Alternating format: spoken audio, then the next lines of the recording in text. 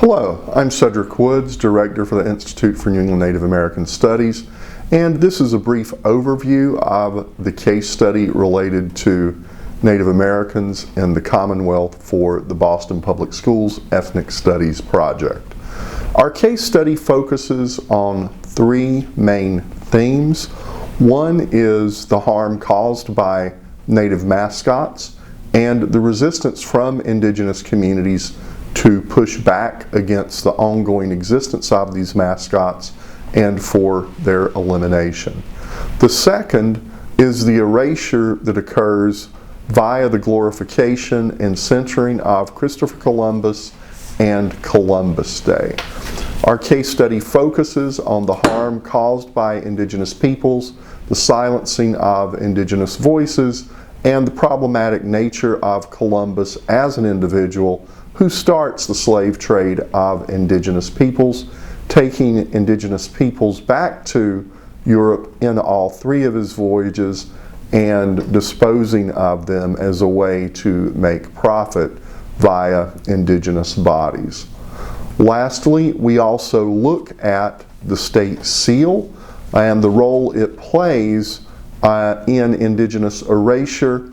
via using images that, one, are not reflective of or consistent with local Indigenous communities, but also framing Indigenous peoples as helpless and in need of saving by English or other European powers.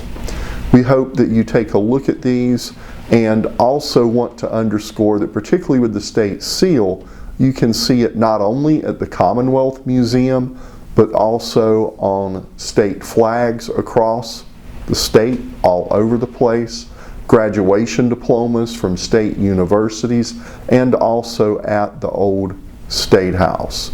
In relation to mascots, we center local usage of mascots tied to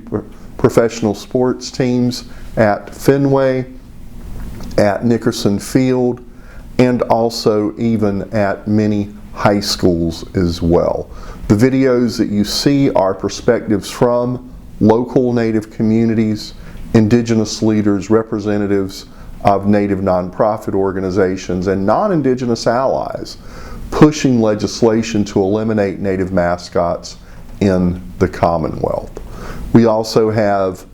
material from the State Flag and Seal Commission and their work to find a new way to express the collective identity of the Commonwealth and move away from the image that essentially erases local Native communities.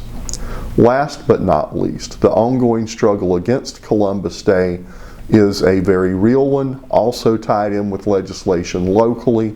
and centers historic information, primary documents, and contemporary pushes to eliminate that day here in the Commonwealth.